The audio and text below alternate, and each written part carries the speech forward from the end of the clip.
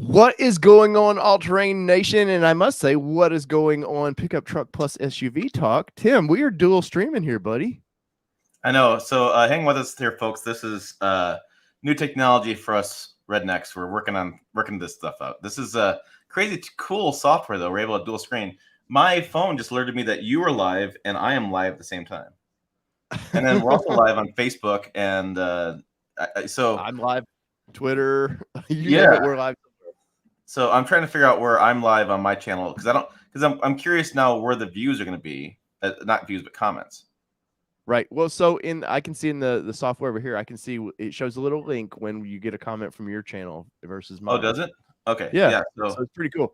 Well, this is Midsize Trucks live, and Tim's been doing this with me off and on for a little bit, and we like to talk on Saturday mornings, Midsize Trucks, obviously. And what a better month to do that than the month of May, Tim, because this month has been a little nutty for Midsize Trucks. right. No, the real story is Dave likes to get me up early in the morning and talking my head off about trucks. That's what's going on Saturday morning. Pretty much.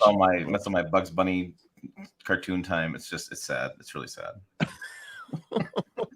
But if you're on Tim's channel, if you look at under my name there, it says sub All Terrain Nation. So give me a shot over there if you would. I would greatly appreciate that. But yeah, Tim, so I've got a taste of a May truck month, but you really got a taste of it. You've been all over the globe, it seems, with mid-sized trucks. Yeah, and let's see, I've done the Chevy Colorado drive, the GMC Canyon drive. I actually get a GMC Canyon on Tuesday for a 7-week press loan. I did the Ford Ranger static walk around like we did, and we did Tacoma static walk around. So the only two trucks I haven't driven yet is the Ranger and Tacoma, but I've seen or sat in all 4 of the major refreshes. And I was thinking about this the other day. I was talking to my wife about it. I said I think I'm one of I'm going to say 10 people, 10 journalists have done that. Because a lot of these big outlets send different people to different places, so they one person has done it all. I think it's like me and like Andre at TFL, and I think the Elmers, probably Joe Ratty, the Elmers at Truck King.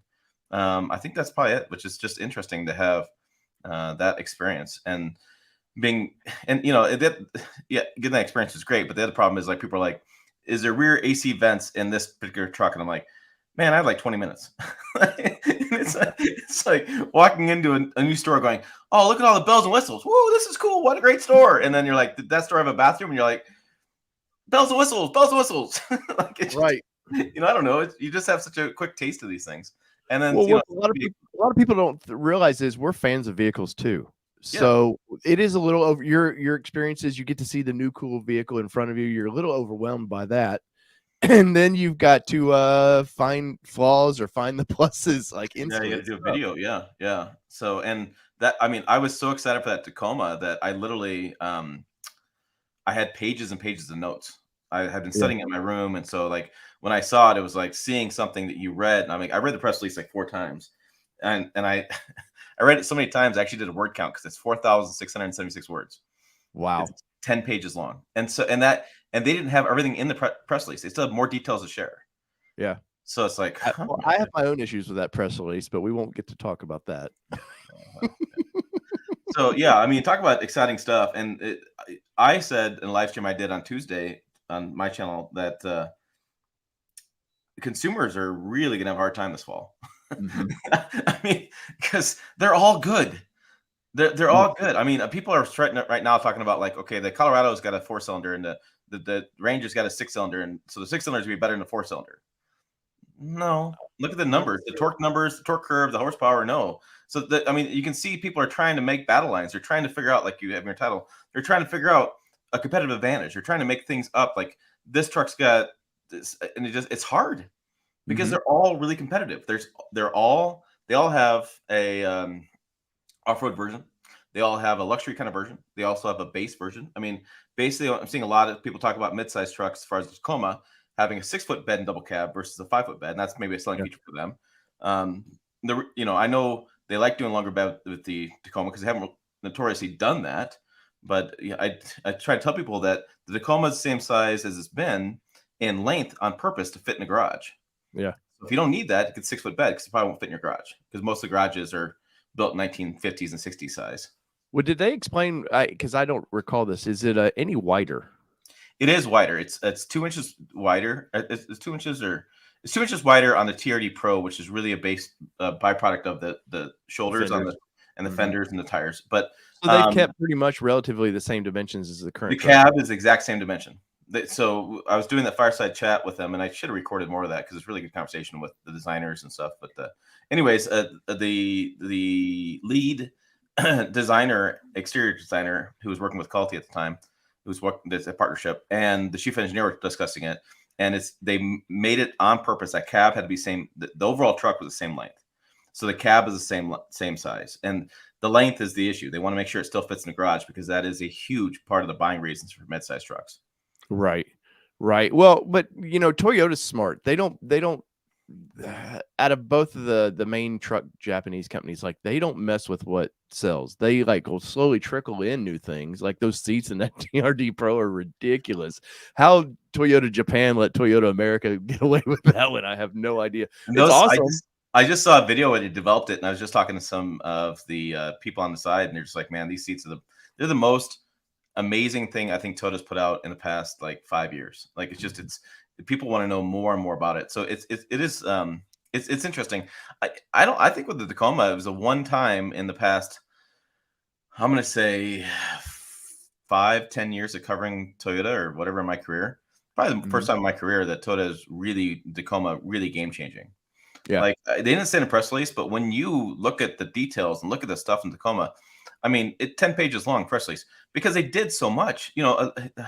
If I were to pick on the Tundra a little bit, the Tundra press release was like 4 pages long, and I read it a couple times, and nothing wowed me. But I'm like literally in my room reading through the press release and at the hotel on the Tacoma, and I'm just like every other page is like wow, wow, wow, wow. I emailed the PR person, and I sent him like 17 wows in email just because I was like, because every time you flip the page, you're like, oh my gosh, it's got this. Oh my gosh, it's got this. Oh my gosh, it's got this. And then that's the hard part was I was watching some of the Instagram people. I'm gonna call them, I don't know, influencers, way to say it, whatever. And they're really good. I mean, the people that Toyota invited are really good Instagrammers. And I was watching their videos, and they had a minute to talk about like the new TRD Pro Tacoma. I'm like, that is a freaking mission impossible. like, here's your top 4 things, but behind the surface, there's 45 more things on this vehicle that you need to get. So yeah, it was quite the month. And I it's one of those things. I walked away from the Colorado drive going, man, this is a really good truck. I walked away from the Canyon drive going, yeah, I'd buy the Canyon AT4. I mean, that'd be the one I'd buy. And I walked away from a Ranger drive, and I was like, man, Ranger Raptor, like that's pretty damn cool, And I thought the Lariat version of the Ranger. Remember that hot pepper red that was there? I thought that was pretty sweet. It looked pretty nice, and I didn't like all the chrome on that. That's definitely a grandpa's truck there. Yeah, well, that's true. But I was color was great though. Color and the seats. I love the white seats in that. Yeah, I mean, I thought it would look pretty damn good. And then I went to Tacoma launch, and I was like, well, some bitch. This one, so it's like I mean, the fans know I have to buy a new truck this year, and so I'm going to buy a new truck, and I don't know, I'm really leaning towards the Tacoma, just because the views are right there. People are talking about it. People want to see more about it, and and to me, the Tacoma did the most as far as change. And one of my rules when I buy trucks is I want the latest, greatest, newest. So I want the latest version, so it's got to be the version there. I want the newest version, which means all the new stuff. Like I want something that's got everything new in it, new technology, everything, and the greatest one, which is to me, which of the midsize trucks are doing the greatest as far as views and interest. And I think that's what I'm leaning towards. I don't know. I'm waiting I get the Canyon this next week for a press loan, and I can't wait to drive it every day because it's pretty damn good too. Like it's right. So tough. And the pricing is, I want to talk about pricing right now because that's a very interesting topic. People talk about pricing like, oh my gosh, getting so expensive, whatever. But what I think about is that the new midsize truck is bigger in cabin room and wider and longer than my 1962 full size truck. Right. So to me, the midsize truck right now for a lot of customers is a full size truck. The towing capacities, 7,000 pounds. That's what a lot of people tow on average. But I remember my dad's Silverado from the 70s. That was 6,000 pounds is about what it was going to tow. Yeah. I mean, to me, this is so it's almost like we have, I don't know what happens between like full size and 3/4 ton. Maybe We have a midsize is now your 1/3, and your other one's 2/3. Now you have the 3/4. I don't know, but it's just We interesting. need to go to the metric systems. What we need to do with trucks. I think that would solve like understanding like where they all rank now. Yeah. No, I mean, but yeah, I mean, so you look at like Tacoma, and we don't have pricing yet, but if I can go buy a Tacoma for like 45,000 or so. Well, so where do you think they're going to bottom out at? Obviously, they're doing the base version, steely wheels and stuff. The what was it, SR? Yeah. Toyota has shown that, and I'll bring that up here. What But was where it? do you think that might stand in the lineup, price wise? Low 30s.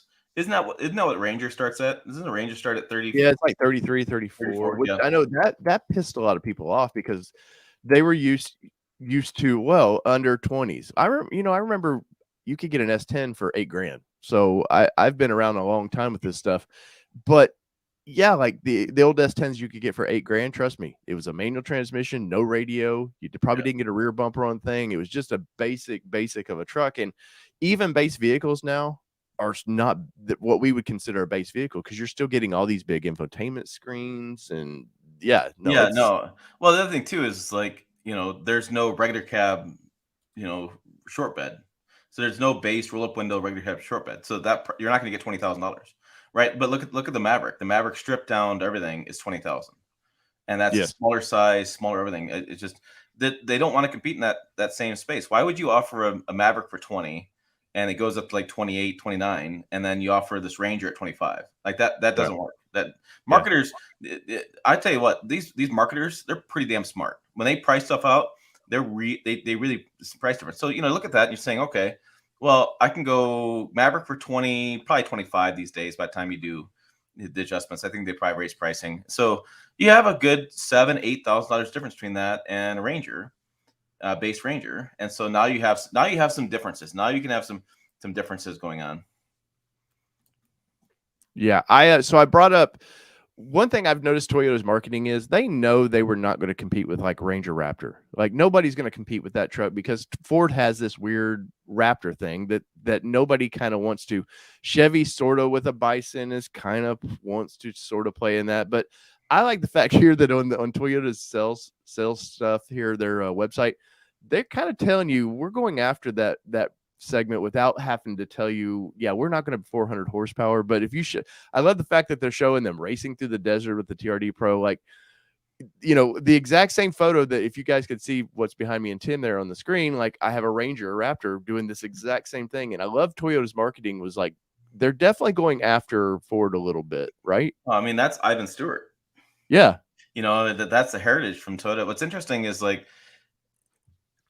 I think when people look at Ranger Raptor, like, man, this thing's so bad, it's one off, whatever. But when you go to like Overland Expo West, right? I was just there. My God, you think it's sponsored by Toyota, and Toyota hasn't played. They haven't sponsored Overland at all. Yeah. Sheldon was telling me he first went there in like 2017 and saw all this Toyota stuff. Or we're at booth. He's like, Toyota. He's like, we don't do crap in this segment. We don't do any advertising at all. And here's all of our vehicles all over the place. So, like, and if you go out into the Brago Springs, you see a lot of old gen Tacomas and 4Runners. Like Toyota owns this segment, but nobody gives them any credence for owning the segment until you go out there and you look at the segment. And it's like, holy cow, Toyotas are everywhere. Yeah. FJ Cruiser Summit was a big Toyota love fest. I mean, and Toyota barely paid attention to it. They don't. They ignore it. They don't even have to do anything to it. And all of a sudden it goes kaboom. They own the segment. So I think it's interesting because Ford wants to play in that realm. Chevy wants to play in that realm too. But what people don't realize is when the first Colorado ZR2 came out, was it 17, maybe 19, somewhere in that realm? They had to take their team out and actually show them how to off-road, because when they closed down Hummer, they lost all their off-road talent. Yeah. I mean, that's literally what happened. All the engineers left when Hummer closed down. So I don't know. It's going to be, it's Ford and Chevrolet are going to have to throw money at it. That's the problem is since Toyota. So with Toyota, it's part of their thing where they can take chances on like an extended cab or the long cab, the what we'll call they call it an extra cab that with no doors on it, is because when you're selling over 200,000 a year, like you can take a little bit of chances where if Ford and Chevrolet are selling $70,000 to $100,000, their margin of error for that trim level is so much smaller than what Toyota's is. So I commend Toyota for coming out of the gate, with a long bed, because my audiences, they have been bitching at Ford about, hey, where's the long bed? Where's the extra cab or the king cab? Where's this, that, and people are getting kind of pissed off that these manufacturers are only offering these four-door trucks now, and it don't necessarily fit everybody style. So I really do commend Toyota at throwing some money at that, going, okay, we'll play in that playground, and if it doesn't work out, you won't see it in 2 years. They'll just quietly go away. People are still bitching about extra cab, the Tacoma extra cab not having suicide doors, and I understand it. I mean, it'd be nice to have doors to get on there, and I'm currently questioning them what their testing is. I think it's internal testing that they want to meet, but the reality of things is you're lucky you even have an extra cab. Mm-hmm. That's the flip side of the thing. I mean, Sheldon had to fight for like 2 years to get an extra cab because nobody wanted it. I mean, it's just additional manufacturing, additional sheet metal, it's additional costs. So I know why manufacturers are going crew cab short bed, because, or standard bed, I should say, not short bed, but they're going with that because it's the volume. Like if you look at the numbers, like Toto was saying, they sold like 200,000 Tacomas last year, whatever, and they had like, it was like over only 30% of those were like access cabs across the industry, and the 70% was all crew cabs. And so they're just like, you know what, I'm gonna go full in on the crew cab short bed. And it's interesting because Nissan's still playing long bed king cab game. They only sell 5 trucks a year. Actually, Nissan sells quite a bit. Well, Frontier does well, but I think the king cab is only for the Canadian market. I don't think you can buy those in the United States. Yeah, Canadian market's a really interesting version of the Frontier. I was talking to Stephen Elmer about it, and I can't remember the exact one, but it's a certain trim in the king cab too. But yeah, and again, I just think that manufacturers seeing profit now in full size trucks, putting other big money in that. Midsize doesn't have the same amount of profit, so they don't want to spend as much cost to do R&D and do production. I mean, my God, the AT4X I have outside is $91,000, and it's a half-ton truck. Yeah. So Todd's asking, silly question, do you think the midsize will have the same delivery issues of the full-size availability? I think all these manufacturers have learned their lesson over the past 3 years, and that's why you won't see any of these trucks for 6 months. I think that they're like, okay, we're going to build up inventory of parts. Unfortunate, because they're not used to doing that, because they like to keep it I forget what they call parts on demands, like how they like to manufacture. And I think right now they're going to have some warehousing so they can keep these lines going and constantly feed, and they'll eventually go back to on-demand parts. But I really do think that they've learned some lessons. I mean, Toyota didn't do as bad, I think, through all the pandemic as most brands did. They seem to keep their lines moving pretty good. But no, with the American brands, no, they I don't know. Tim would have a better idea with Ford and Chevrolet than I would. Yeah, I mean, Ford's notorious for not having good production for whatever reason. They build awesome vehicles, you just can't get them. I mean, it's basically what it turns out to be. Right. But I think they've also delayed a lot of stuff. So like I was just talking before we went live, the Super Duties got refreshed in October of last year. They're just starting now to hit dealer lots. And so I think, that's a long time. That's a long period of time till it actually comes to production. I think Ford's going to do more and more of that. I think they're going to slowly launch stuff because they want to have better quality with production. Toyota did it well, did their thing, and they do it well, and they frustrate people at the same time, like me. But they always do gas first, then hybrid second. And part of the reason is gas is easier to build. You don't need the extra cables, you don't need extra batteries, you don't need extra protection. And so they're going to do all gas first, then hybrids, that we get trucks in the marketplace. Well, and think about the hybrid's going to be their more high-end vehicles anyway. So let's let the common vehicles, let's get all the production issues out of the way, because trust me, I worked in manufacturing. They do trials on these. They look for fitment issues. But once those lines get moving, things pop up. So let's let the less expensive vehicles kind of get that worked out, and then bring out your high-end vehicles. Yeah, and I think that's going to happen. I think Chevy is interesting because GM's taking a lot of crap right now online from customers who are getting frustrated they can't get their trucks. There's a lot of people are really nervous. There was a hailstorm went through near the plant. They're worried about their trucks sitting outside getting hailed on and all this backup production. There's been some he said, she said dealer conversations with GM, and I don't know. I always think of it this way. GM doesn't want to hold back your truck. They want you to have the truck. They want to get out of their hands. Like when I was at Fort Wayne Assembly, the employees were getting pissed because they want to get rid of these trucks because now they got to park them behind a trash can over here, behind this lot or that lot. I mean, they're having they spend more time moving trucks around and they just want to get rid of them. Like the plants don't want When them. they're not built. The plants are not built for holding They're not. vehicles. No. They're that's one of the big problems. But the thing is, they don't have all the parts. Like when I was walking through Fort Wayne, they're like, yeah. They're like they had a hood open there. They like see this cushion underneath the hood. That's our sound deadener. Yeah, we just ran out of that. Like, so people are like, they're online. They're like, my truck's in a quality hold, or it says it's in transport. It's been in transport like 2 months. It's not done yet. That's the answer. Right. The answer is that truck looks like it's done on paper, but it's not done yet. And so I think we're going to see more of that as manufacturers struggle because, as you know, from a plant standpoint, you can't stop production of the plant. You can't just take days off, and you got to. When I worked for Nissan, I stopped it for 9 minutes, and I thought they were going to fire me because I put a wrong mirror on a Nissan Frontier. Yeah. I put a non-powered mirror on a, and you know what the line does? They just put their hands up, and they made me. I worked about a mile away. They carted me. I had to hand deliver these parts. They embarrassed me like crazy. And guess what? I learned a lesson real quick because I think it was $3 to $6 grand a minute downtime is what they were suffering. Yeah, I mean the plants want to if they want to retrofit vehicles, they bring another team in. Yeah, because it's they got to keep the plant going. The plant's got to keep producing vehicles. That's how they do business. It costs millions of dollars. So Tim, you think this SR? You think mid-30s is where that's going to start? I think so. And Todd wanted to know about are the midsize going to be available in fleet market?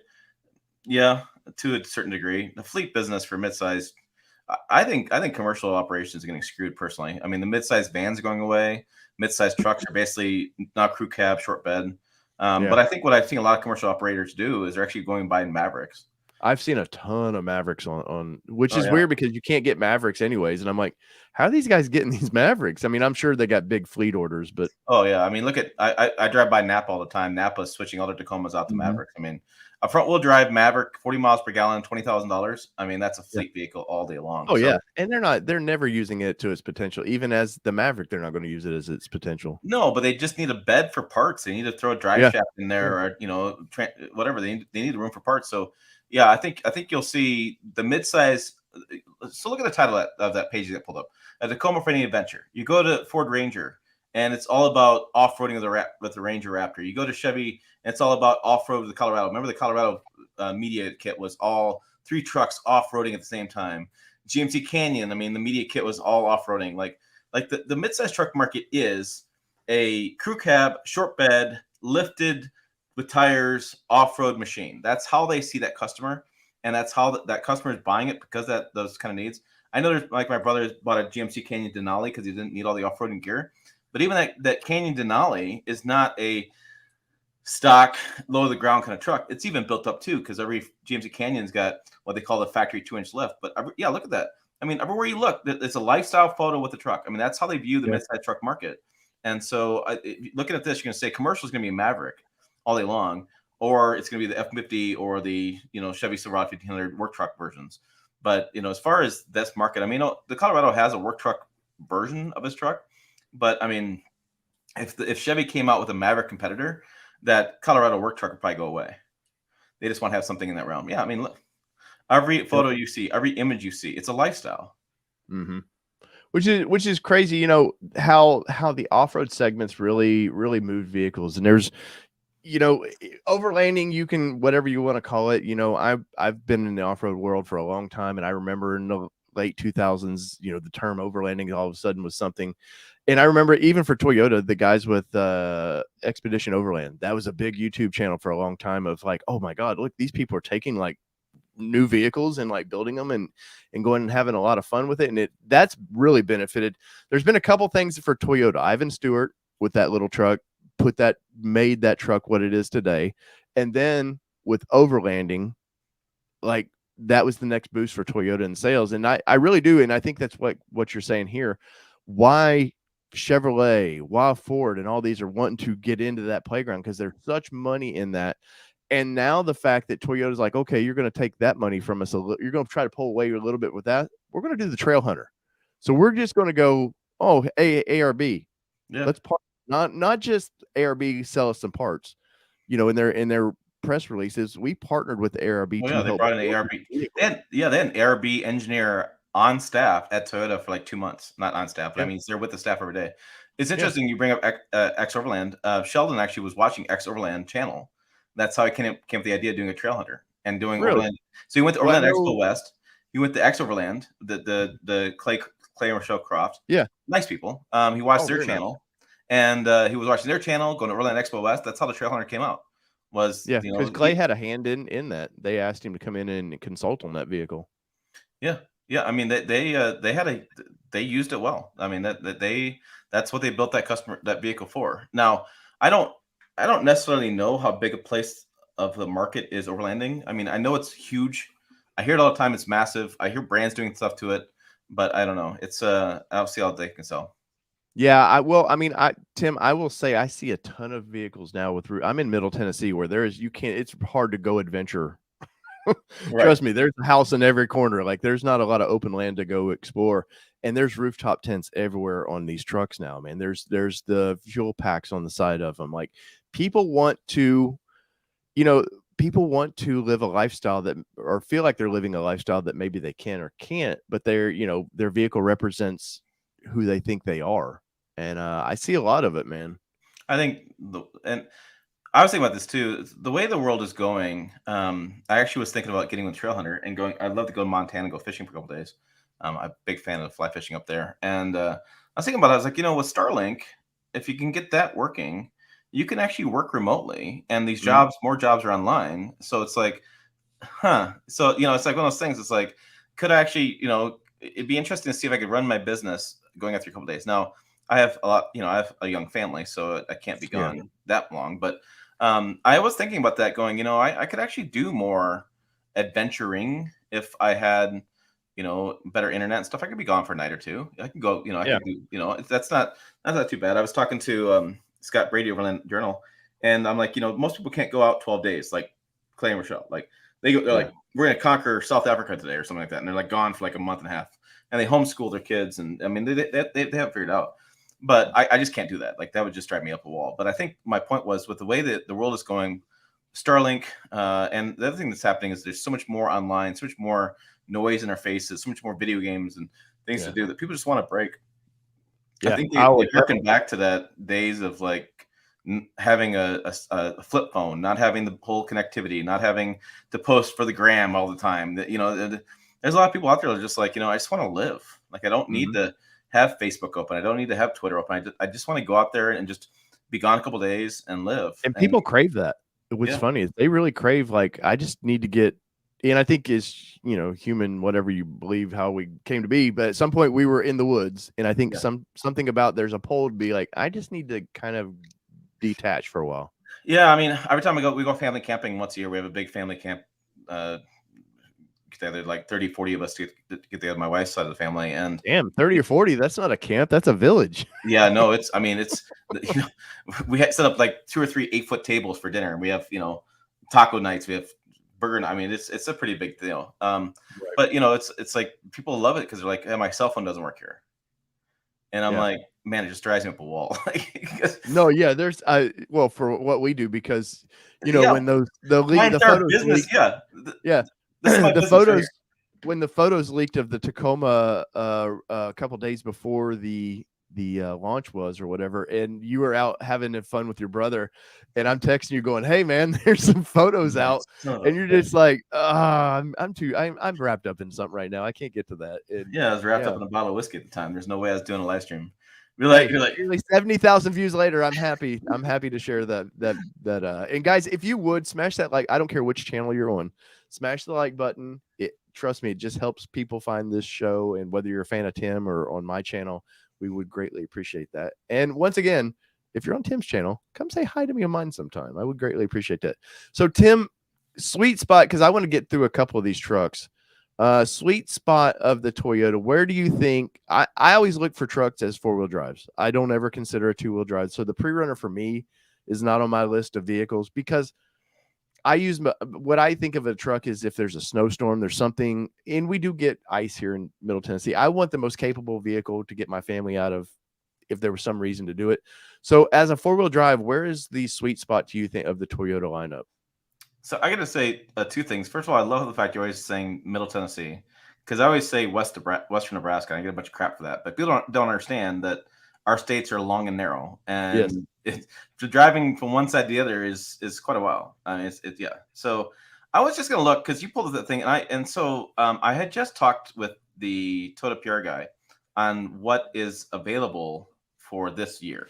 So the hybrid is not available till Right. next year, but So that's what the first. Right. First So the TRD Pro is out, right? Trail Hunter is out because those will always be hybrid only. So limited TRD Off-Road, TRD Sport, and the SR5 are basically the choices that you would have this year. Right. And I would go. I think the TRD Off-Road is probably the sweet spot because you do get crawl control, which is pretty good technology. You can get manual transmission. You can get the multi-train select.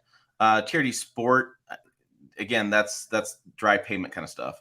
And then sports kind of seemed like sports always been kind of their sweet spot, but them adding a new with the Trail Hunter like kind of pushes sport down as for what I would think. I always thought sport was like Miami driving around, right? Yeah. So mostly pavement or Chicago or LA or something like that. Like for me, the TRD off-road is probably where I would go with. Just seeing if I could. I wish build and price was set up. I really wish the build and price was set up because I'd love to. I know I'd have like 7 videos now because I'd love to build and price these because it's interesting. And I think it's interesting. So this is my question for you. You've seen a lot of discussions online about the air dam. And so I was thinking about this the other day, and people are like, "Oh my God, air dam's so gigantic," all that kind of stuff. And Sheldon was talking about the fact they raised the truck up and they made it a little bit wider, which meant they had to deal something with the air, and they had to do it for aero for EPA. But the size of it and the shape of it, the design of it, to me, it's kind of like a middle finger to EPA. They made it look so dumb that it's just like, here, EPA, this is how dumb you want our trucks to look. And then the first question I had for him was like, okay, all right. I said, I was talking to Sheldon and I was like, all right, so how do you take this off? He goes, it's 9 bolts. It's easy. You can use a crest. He's like, yeah. He goes, no, you don't understand. Like we had to get 9 because of structure. If you hit something with the air dam, we had to make sure it lasts. I mean, there's some quality behind it. But he goes, no, it's 9 bolts, Tim. It's 9. It's he's like we made it. He goes, actually, they know. They definitely know. Oh, I asked him about quick release. I asked him if he did any quick release stuff, and he goes, yeah, actually, we looked at quick release because we're like, we just quick release, take off the air dam if we're going to go off roading, and then pop right back on if you want to take it out, whatever. Kind of like what Ford does with the Bronco and the fenders. You just turn it and pop off. He looked. He says, yeah, we looked at it, we tried it, we tested it, we beat it around. We couldn't get those things to stay on tight enough. They always pop loose a little bit. And so he's like that. We couldn't go with it, but he goes, "Yeah, we looked at that too." So I mean, and they know, like but I would take the TRD off road, and I would take the air dam off, obviously, and then I think that's the sweet spot. I mean, but I can't overemphasize how good the new Tacoma is inside. Well, I really so me and Kelly talked.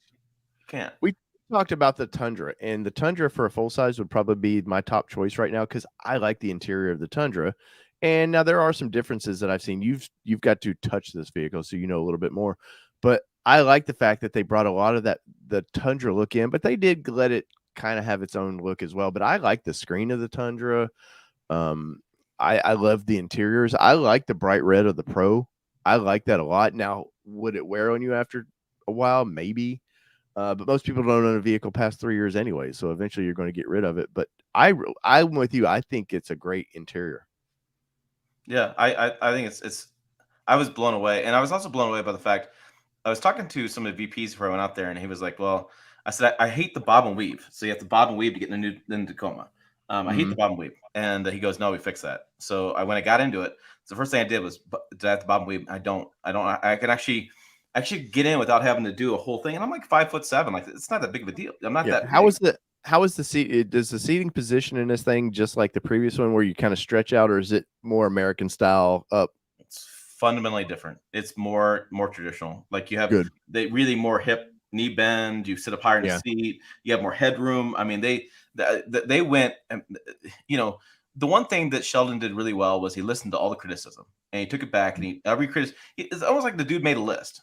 They don't like this, don't like this, don't like this. Okay, let's fix that, fix that. I mean, it's just like checking stuff off the list. And he comes back to this vehicle. It's like, oh my gosh, people. A lot of times I get questions on the channel like, So did they fix that? Did they fix this? Did they fix that? You know, and people perceive things like, oh, my buddy's 29 Ford M50 had a problem with the transmission. You know, I mean, did they fix that? I'm like, well, it's the transmission you're talking about doesn't exist anymore. So, you know, call that fixed. But in this case, it was nice to be able to say to people, yeah, they fixed that. Yes, they fixed that. Yes, they fixed that. And then Fubar has a question. You want to throw that up there? It's an interesting question. So Fubar Mechanic says, why can Toyota and Nissan offer long bed crew cabs, but not a short bed, bigger cab? They say the garage reasons that they offer a long wheelbase truck anyways. Because once you go a bigger cab, then you have to do everything in a bigger cab.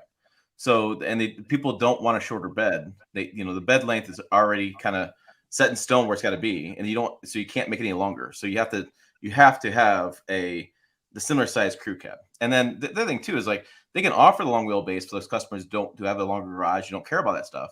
The core audience still garage ability is a huge issue. So that they have to do those. And let me jump in on that because a lot of people don't realize the framing of these vehicles. There's a reason sometimes they want to offer a longer frame. And you know what's coming up? 4Runner. And guess what? 4Runner's built on the same frame. And sometimes the short bed configuration works for normal just trucks, what they want to build, but they want that longer framing because there's a 4Runner coming. And that's why Nissan did this with the Xterra. And a lot of that was because it was the same frame. And the SUVs need a little bit longer frame. So it gives opportunity to allow for a extra cab. Yeah, that's a great point. Economics of scale, right? Yep. So if you can use the same frame multiple ways, there you go. Yeah. Any issue with 6.1 on the sunroof? Todd wants to know, and a 10-gallon hat. Maybe you need to do like Corey does, Tim, on these when you get first looks at them. You know, Corey, our buddy over at GT Garage, he likes to take. He brings his suitcases with him, and it's part of his thing. He likes to see how many suitcases you can get in. Tim, you need a 10-gallon hat. The 10-gallon hat. That's probably the last thing I need in the channel. So the problem with the sunroof is going to be structurally they have to add more runners, more steel bars above the cabin for structural integrity when you're rolling over in an accident, because now you have the sunroof in the situation. So sunroofs are notoriously hard for some taller guys to sit in mid-sized trucks with. Yeah. So I would, and the other issue with talking about height, and as a shorter guy, I've learned this quite a bit, is that it really depends on your structure. Do you have a longer torso or longer legs? And I will tell you that I could talk to 3 or 4 guys. They're all 6'2", right? But I have one 6'2" guy that hates Tacoma, one 6'2" guy that loves Tacoma, right? The current generation, the third generation. And it comes down to how their torso set up. You know, if you have longer legs, sometimes it seems like the longer legs or the shorter legs, one of the two, are better for the Tacoma currently. And I see that all the time with people. Like my neighbor's 6'3", and he's got a long torso. And so he brought it up to me, he pointed it out. And I was talking to Dan Edmonds, who's at Car and Driver now. And he's 6'3", I think he is, but he's got long legs. And so, you know, it depends on your overall makeup. Yeah. Yeah. Yeah, so I mean, I've seen this a lot. I want a 2-seater manual. Like manual, that's another thing with Toyota, and I'm going to move on to Ford here in a minute. But once again, Toyota sells so many of these trucks. You know, if you look at the percentage, what is it, Tim? Like less than 5% buy a manual transmission, something like that. Oh yeah, it's very. So very low. if you take Toyota's 5% of a manual transmission versus Ford, that's a big difference in vehicles. If you're selling over 200,000 versus maybe 100,000, so I commend Toyota once again for having that option of what people want. Now it's a bummer, and I didn't expect with the hybrid technology that you could get that with the hybrids, but still, even to the TRD off-road that we just looked at, you can still get the manual transmission all the way up there. Yeah. So now you're not going to get all the horsepower that you could, but you're getting the vehicle you want. Well, yeah, and Sheldon made a point. Sheldon said on the fireside chat, which I should have recorded more of it, but he goes, I get on forums, I get on YouTube comments. He goes, he reads all this stuff, he watches all our videos, he's into this stuff. And he goes, everybody says, I want a base truck, I want 2-wheel drive, I want, all this kind of manual windows. He said, look, he pointed at the extra cab and he goes, there's your truck.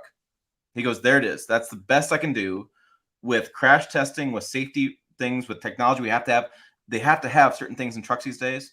That extra cab, SR5, and even the pre-runner, that's it. That's his base of a truck he can possibly build for you.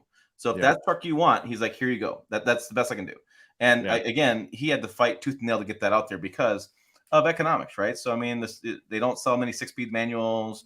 You have additional problems in production line. You got to make sure you can build these with different swapping. You're adding another transmission in the production line, which creates more complexity, which causes you have to have this build rate. They got to make sure the line's moving certain speeds to make money. So there's a lot of factors involved. But yeah, that's basically the extra cab is that's your truck. That's literally the best they can do. They can't do they can't do manual windows. Nobody's going to buy it. They have to do certain things. They have to do, they just have to in today's marketplace, but that's the basis you can get. Right. And people don't realize too, I know Nissan, the last Frontier that sold for 16 years plus, they would still offer in their 4-cylinder some manual windows and stuff like that, but that actually cost them more. To do because the take rate was so low that it just makes sense to just know here, just everybody gets it now. Yeah, that's why I am surprised. Matte pockets, Tim, in these trucks, like we've talked about with Chevrolet, why that's an option now, I don't know, versus standard. But and two, I want to show you this before I move on to Ford. 8 options over here, 8 different trims, and I'm gonna pull up the next competition, and you're not gonna get all of that with the next brand there. We're getting really 3 trims right now. I won't say Raptor is its own trims because it's so hard to get, but Ford is kind of the next. I don't know who sells more midsize. Is it Ford or Chevrolet would be the next midsize? Yeah, Chevy. So if you combine the GM twins, they sell more. I think Chevy Colorado sells more overall than the Ford Ranger does currently. So the Colorado is more their secondary competition.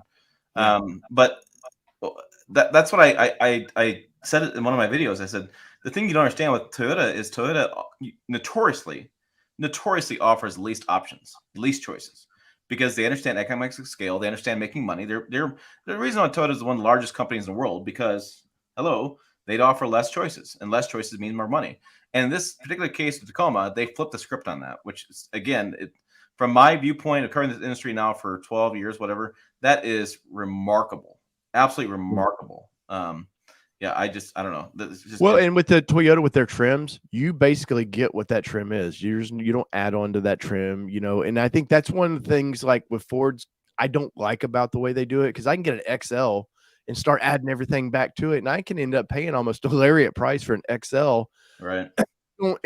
I like the fact that Nissan is the same way. The import brands, for whatever reason, they're like, no, you get what we build you, and that's what you get. And I think, I know I think it was Farley said something about they wanted the customer, they like people ordering vehicles because it makes the customer happy. It's a long-term purchase. They got exactly what they want. But I think that's why Toyota and them have done so well, is because people are happy because that's all you get. So Toyota brand, this is what we offer you. It's easy to criticize Toyota, and people do it all the time. Like, I wish I could order a Toyota, and you really can't order a Toyota. Like, Toyota's just going to go, they're going to build what they're going to build. They're going to ship them to dealerships. And they're like, I wish I had this option. I wish I had that option. I'm like, I understand. And then all of a sudden, Toyota leads in sales again. It's like, and they're like, I wish Toyota, it's like, damn it, I wish Toyota would give me this option, but I'm going to buy one anyways. I mean, you see it all the time. And so it is interesting that Ford now, that is notorious for offering so many options that they can't even, you can't keep track of them, and they lose money on the F50 with all the options. That's why they've kind of started cutting back some of the options F50 to make it easier to build, because they offered too much customization, are now offering like little customization in the Ranger. Right. And Todd says it's a wonderful way to save costs. Most vehicles come fully optioned already, but the low end and add features you want aftermarket. Yeah, I totally agree. You can go get like with Ford. I think Ford, the sweet spot for them is the XLT. I think from sitting in that vehicle. Now, we didn't, obviously, me and you, Tim, didn't get to see all the options that were available for that. But we saw the FX4 package, I believe, with that truck.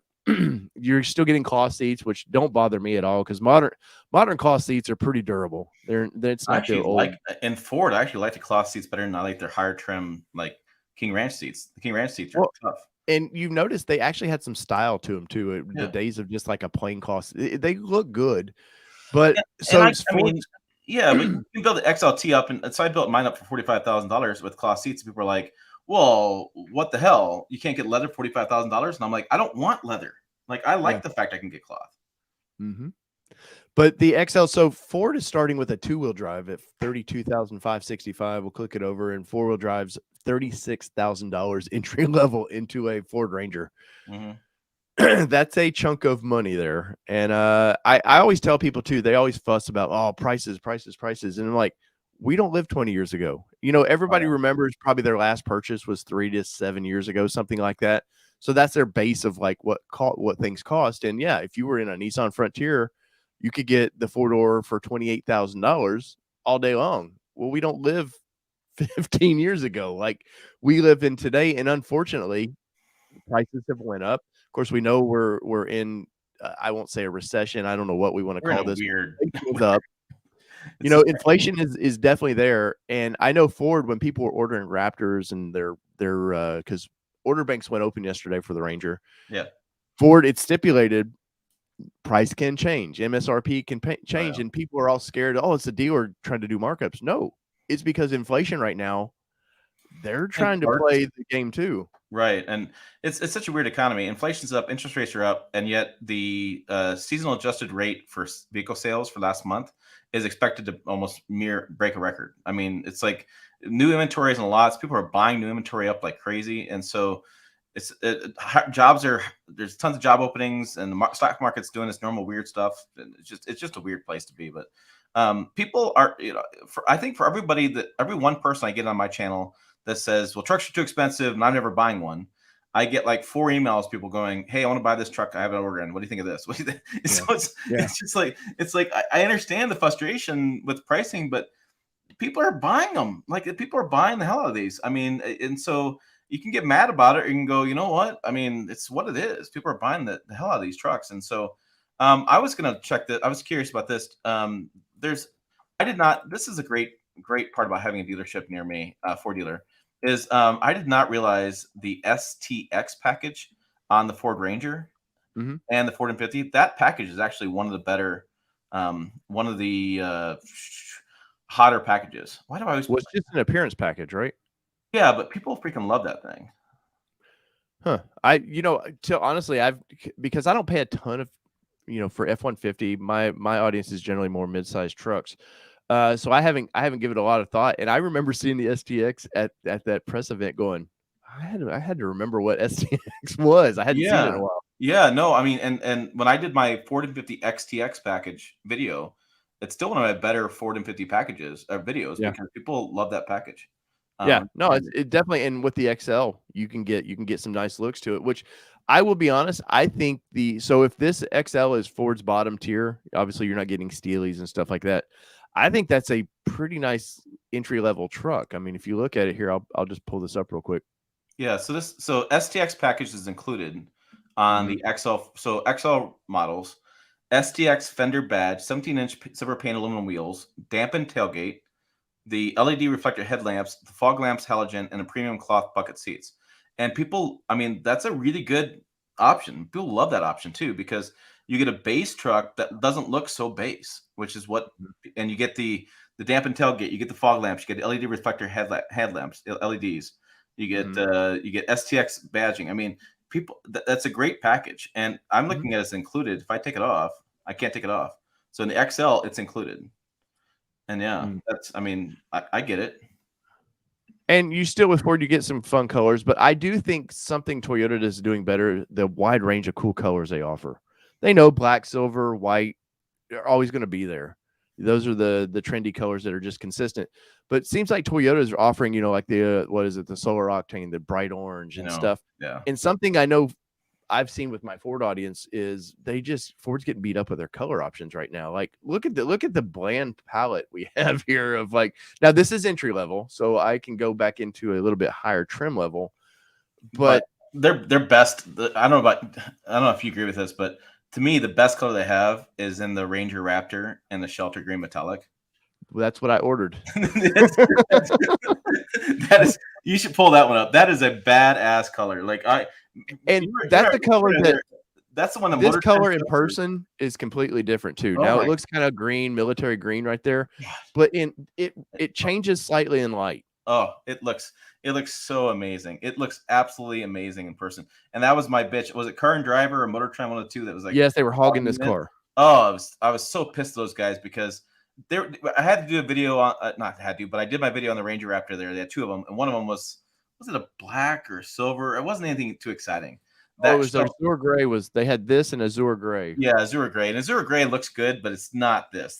That looks, I wish I had done a video on that. I wish I had more time. I would have thrown some elbows, but I did not know Well, that. the cool thing about this color is the way they do the interior with the orange Ford Performance colors. That orange with that green, Oh, just a little bit, is going to be great. it looks And amazing. now that orange with the Azure Gray was okay. Me and Kelly we spent about an hour with that truck with the Azure Gray one, and it wasn't bad. But ultimately, I like launch colors for one thing, and this is the exclusive launch color. This color is only on Raptor. I think you'll end up seeing it on the Bronco Raptor as well, which I've got some inside information. I can't talk about it, damn it, but the Raptor guy is going to be happy down the road. I can tell you that. But no, I think this was the color for me. But once again, though, Tim, if you look at the options, even for their thoroughbred, there's white or black, white. Yeah. This is the silver. There's that green. I'm a little iffy on the hot pepper red, because it's got kind of a weird orange tint to it that I either want a red or I want orange. I don't want some weird in between. But, wow, we got another gray. And the one exciting color is this Velocity Blue, which if you want to, I said it in my video yesterday, if you want a popping color, yeah, you want to be seen, that's definitely a color for you. But then they go with the Cactus Gray that's on the Broncos, which is okay. It's not okay. bad. It doesn't stand out that. I mean, just okay. And then there's this is that Azure Gray you were talking about that we did in the video. And once again, it's nice. It's a different color for a truck, but I don't know for nearly $60,000 it's the color for me. Yeah. Two things. Underscore 35 is available on these Raptors. Yeah, you can put 35s on there. They do it in Australia all the time. It's not so they're going to do a little trimming. I did look at that, Tim, because I have an off-road audience. It definitely has the crash bars and stuff behind the wheel well and in front.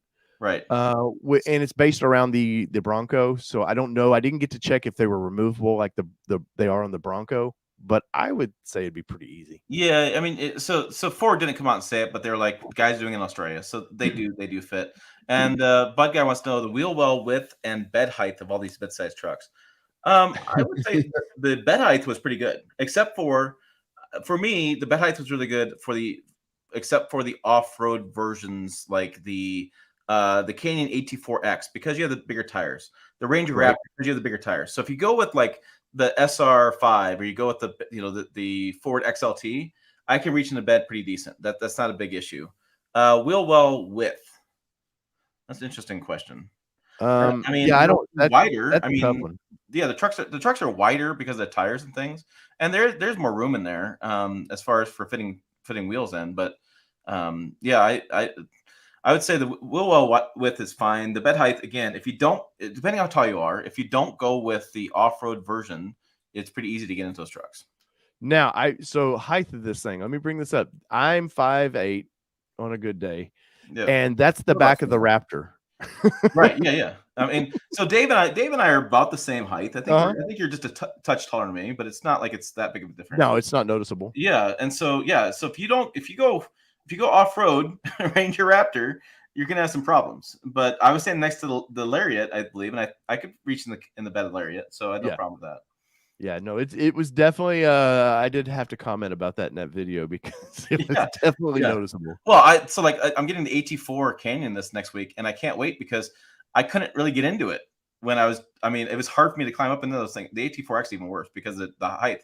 The video Jill and I did, Jill actually literally takes a running jump and she tries to hop in the cabin because Jill's tall. Like it's hard for, it's like once you do bigger tires and stuff, that's why it's like I want to modify my trucks more these days. But the more modifications I do, the first thing's got to be is like step rails because I can't get into the damn things. Right. Well, so last up that we'll talk about here, and Tim, I appreciate you coming on these shows, by the way, is the Chevrolet. So we've got the Chevrolet option here, and according to Tim, this is the second best selling truck, which I have no reason to doubt that whatsoever. But you don't seem to be getting a lot of kind of fun options once again. Now they do have one extra trim that it seems like that Ford doesn't have, because the ZR2 is not a Raptor by any means. It is a high-end off-road truck, but it's not fully silly like the Raptor is. And GM's done that for years. They never built really a Raptor competitor, and I think they're smart. So somebody else wants to know, well, Ford come out of the Ranger long bed because their spy photos Ranger long bed. Da da da. Look, if people start buying a lot of long bed Tacomas, then yes, everybody will do it. And the same thing with the Raptor versus GM's version of the Raptor. Yeah. People love talking about the Raptor, but the sales aren't big enough to have multiple competitors. Ram did with TRX because, that's Stellantis. Stellantis is like, well, let's not put an EV out there. Let's throw a Hellcat engine in there. Yeah. We make jokes all the time. There's going to be a Pacifica SRT Hellcat version because that's the way Stellantis is with their vehicles.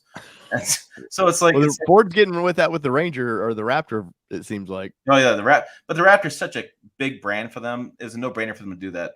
If Chevy had something that was no-brainer, but to me, the ZR2 is a pretty solid Ranger. Oh, it's great truck. It's not as crazy, but my goodness, unless you're doing a full hands device with the shoulder blades that block in the helmet and doing major off-roading with the Borrego Springs kind of situation, or out in the desert in Arizona, like you don't need all that capability. It just doesn't need it, but on a daily basis. But it looks damn cool. Like it looks pretty damn cool. And to say you have a Raptor, and one of the things that's cool with Raptors and off-road trucks is like in the washboards of the country, those off-road trucks do great. I remember I had a Raptor a couple years ago before my mother-in-law passed, and I was driving out to the farm, and I said, "Well, how fast do you think we're going?" And I had my father-in-law and my mother-in-law in there, and they're like, they look around, and they're like, "We're doing about 20." I said, "I'm doing 70." And they're just like, "Wait, what?" Because the Raptor is better the faster you go, because the suspension can glide better across stuff. It reminds me of my friend picked me up in Lamborghini once in LA, and we're trying to Lamborghini Ferrari, I forget what the damn thing was, and we're driving around like LA at like 20 miles an hour. The thing was terrible. Well, I bet it's rough. meant to go fast. I mean, that's what they're built for. So yeah, a lot of people are like, I'm going to buy this Raptor and I'm going to drive the store and back, and wow, it's really loud and use a lot of gas. Yeah. Well, the thing. And the thing with ZR2, so Chevy's never went full Raptor with their big trucks, but what they did do, they had the ZR2 when nobody else was going front rear lockers in the trucks. This truck previously was the king of mid-size off-road trucks. Like this was it. And I think Chevrolet's going to have to adapt a little bit. I think we'll see with the Bison that's supposed to come out at the end of the month. I think we will kind of get a hint of what's to come, some fun things to come. Yeah, that's 31st, by the way. Yeah, 9 a.m. on 31st, 9 a.m. Eastern time.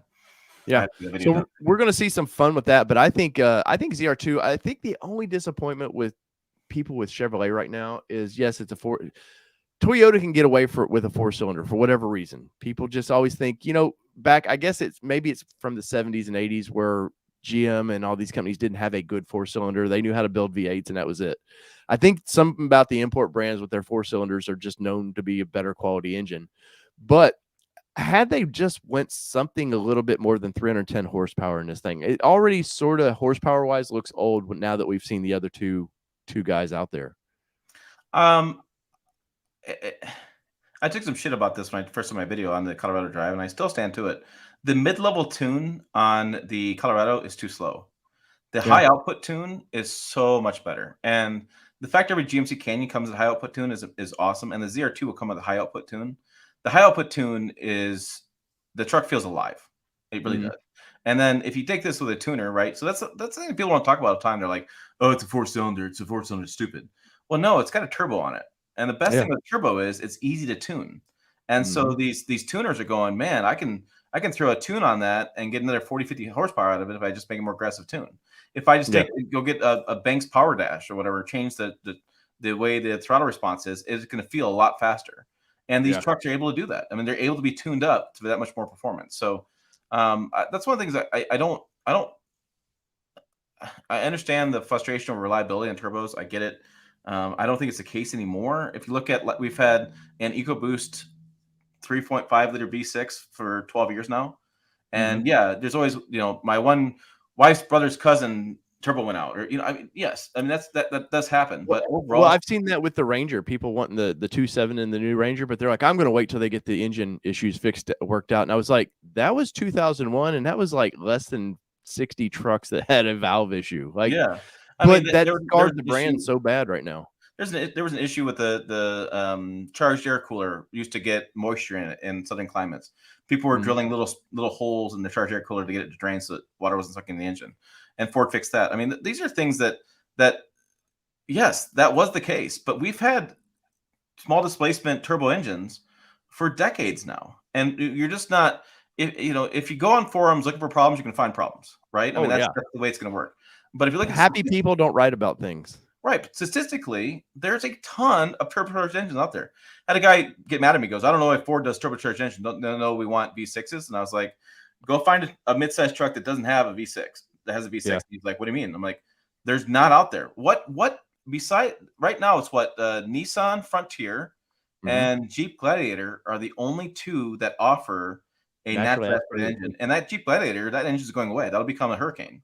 Well, I don't know that the Gladiators, like, there's a lot of down talk on Gladiator right now that it may not with the may not survive either. Wrangler being refreshed, that it may not get the refresh and they just may put it out to pasture. Right. And if so, for example, Andrew's talking about if they bring back a Ram Dakota, I think the Jeep Gladiator days are numbered because Jeep's not going to, because Stellantis is not going to compete with itself with a Gladiator and a Ram. I don't think there's enough market share there. I don't buy that. So I don't buy that because trucks are now cars. And look at Maverick. Maverick plays in a entry level. Now they got Ranger, which is only a couple $1,000s more. Like, I think that these manufacturers now are willing to just play this couple $1,000 price point. Yeah, I mean, it could be. I don't know. It just seems like the Gladiator sales have never been amazing. Oh, did Dave leave? I'm back. Sorry. I was like, wow, I didn't think my pitch dropped that badly. But I mean, the Gladiator sales have never been that strong. They've never been that strong. And so pandemic, right during the middle of the pandemic, they were because you couldn't get anything. Right. Yeah. So it's like, it's just, yeah, I think that I don't know if they can survive, but there's so much energy in the marketplace and there's so much energy off-roading. I can see the Gladiator last a bit longer because it should be pretty easy from the build. The only additional cost is a little bit longer frame. Yeah. But overall, it's not that much difference. So yeah, it'll be interesting to see what happens. I'm excited to see how much the midsize truck market explodes. Like, that's my question. I really think it's going to. If you look, we're talking about color options with Ford. GM has some least fun colors up there, man. Yeah, I mean, and the yellow is really interesting. So the yellow in person, I think it looks pretty good, but boy, the comments online are like are not kind to that. I think it's a color that if you could put some graphics packages on it, if GM were to do that a little bit, I think it would tame it down just a little bit. I like it. I like bright colors like that. I don't know. I mean, I feel like I've seen this color in person on some other vehicle they do. But no, I don't dislike it. But, they do have that green, kind of like what Ford has there a little bit. Yeah, I don't understand why green's not more of a color option. Like, I love green trucks, and they went away for a long period of time. Yeah, and I'm like, man, this is the color I wish that I could have gotten on the Ranger Raptor. Is a dark red. I like red cars, and unfortunately, they're not doing that. And GM always has a nice, pretty red on their vehicles. But they, once again, you want the basic colors, they have them for you. But they did, they even are going after like kind of that military guy that wants maybe that kind of sand color. They have that, and but the price of it, looking at, they do upcharge for a lot of things on paints. Ford has one that they're upcharging on. The bitch of the Colorado I have is twofold, and we were kind of making jokes. I was sitting with Andre and Roman in Hawaii talking about this. Is number one, you have the option up to get cruise control. Yes. What the hell? And number two, you have to go convenience package 3 to get a heated steering wheel, where convenience package 2 is heated seats. Yes. And I'm like, it's just the marketing packaging is just dumb. And I've even talked to some GM engineers on the side, and they're just like, yeah, our stuff's stupid. Like the engineers, they can't control that. That's marketing. They can't control what package is happening. But they're just like, this is just dumb. It's just like, this is dumb.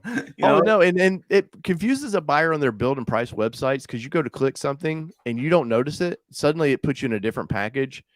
And you're like, how did I go from $45,000 to $54,000? You're like, what did I do? And I just added a heated steering wheel. And I went, what?